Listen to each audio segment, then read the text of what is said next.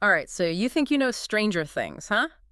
Ready to go deeper into the upside down? Deeper into the heart of the 80s. We're about to unpack those classic movies that didn't just inspire the show. But, like, basically built the world. Exactly. Think of this as your ultimate 80s movie watch list. But with, bonus trivia to impress your friends. We're talking hidden connections, thematic echoes. The stuff that'll make you the Hawkins High expert at your next watch party. So buckle up, because we're traveling back to 1984. The year it all began.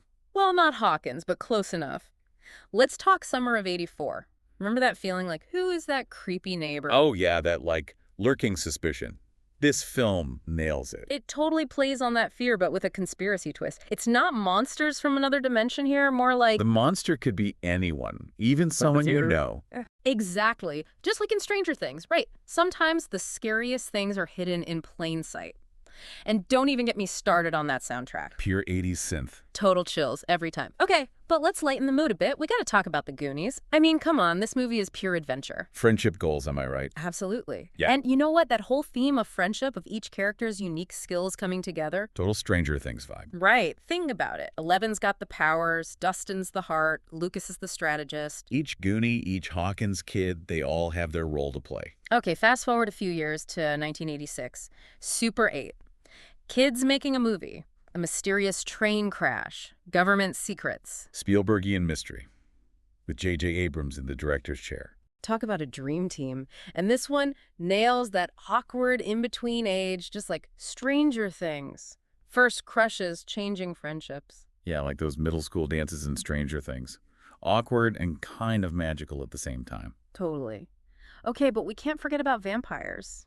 Time for The Lost Boys. Leather jackets, killer soundtrack, and some seriously cool vampires. Right. It's like Stranger Things meets a comic book, but with way better hair. The Lost Boys wasn't just another vampire flick.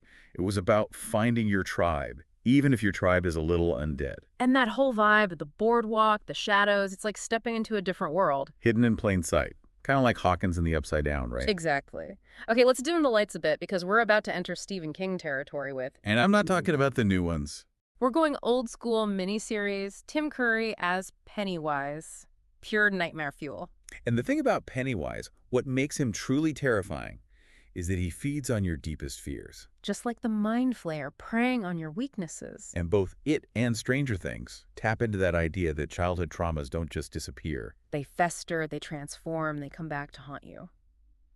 Speaking of haunting, let's wrap up this first chapter with a true horror icon, Freddy Krueger.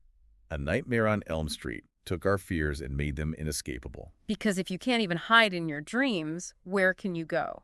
That's the kind of psychological horror that Stranger Things plays with, especially in Season 4. Right. What's scarier than a Demogorgon?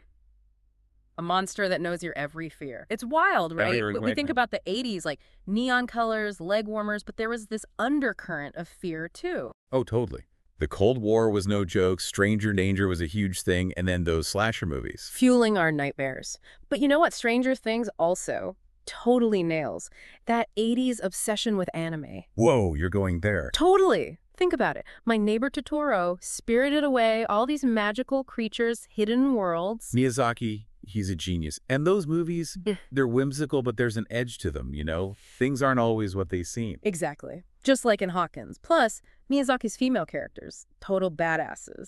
San from Princess Mononoke, she's like the prototype for Eleven and Max. Strong, independent, not afraid to fight back. Love it. Right. Okay, but we can't forget another huge influence on Stranger Things, one that was basically our religion in the 80s, Dungeons and Dragons. Ugh, D&D. The Duffer Brothers have said it themselves. The show is basically one big D&D campaign come to life. Totally. The group dynamic, the Demogorgon as the ultimate dungeon master, those constant near-death experiences. It's all about facing your fears, using your wits, and working together. Just like D&D, Stranger Things is a story about the power of friendship and imagination. It's like they took those epic D&D campaigns we had in our basements and brought them to the screen. Okay, last but not least, we gotta talk about the master of horror himself. John Carpenter. The man is a legend. That creeping dread, the synth scores, the shadowy government conspiracies. Stranger Things borrows so much from Carpenter's style. I mean, the Demogorgon, total Carpenter creature. Oh, absolutely. And that sense of isolation, like in The Thing, trapped, paranoid, not knowing who to trust. Pure Carpenter. And the Duffer Brothers. They took his style, his themes, and blended them with Spielbergian adventure, 80s nostalgia. Genius, right. They took everything we loved about those 80s movies and created something totally new and amazing. It's like they bottled up that feeling, of being a kid in the 80s, riding your bike till the streetlights came on. And not knowing what was out there in the dark. Exactly. But that's enough from us. We want to hear from you. What about you?